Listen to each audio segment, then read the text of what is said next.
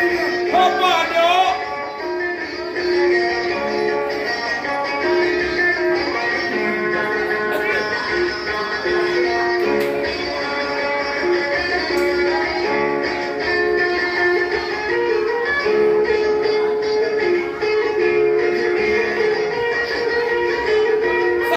Ini tahu mah abang tahu kau tak? Meninggal.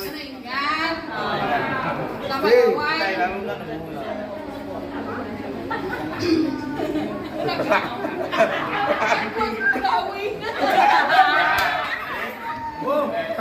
Lalu deh, nak lagi dah. Jadi aku tu darah baro induk gemuk. Anak teruam petiang. Induk gemuk, memang suo.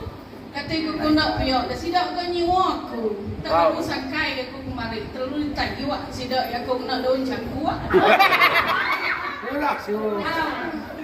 Terlalu disuap ke sidak aku buat. Terlalu teraduk ke sidak aku sudau. Mungkin niat aku tu tadi. Nadai sedia, aku tak aku muji. Ngai ke kumai pai aku nadai penemu. Ngai ke kumai kita semua. Aku tak duduk ngapok ngelamak tu telinga-telinga.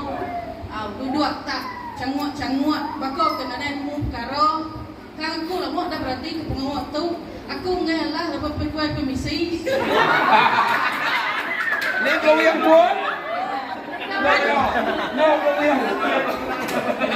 Laban kilanya bangsa lama jadi aku tu bangsa baru. Jadi aku rindu bunga. Serta aku rindu mendak kita ketawa. Aku ngai mendak kita belayok. Aku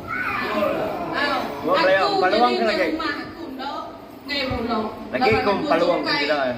Laban jadi di rumah tu kai harus ngapo. Orang kenal terang, orang kenal ditemu. Jadi aku tu, daro-baro bunyi kukunya tadi. Ujuk suo sedoi remado, anak curat sedoi buan dan teri kapo. Jauh aku nanti. Ukara risau daro. Ukai. Aku lupa kuda suo, balas sudah terumah butian oleh Kalimantan.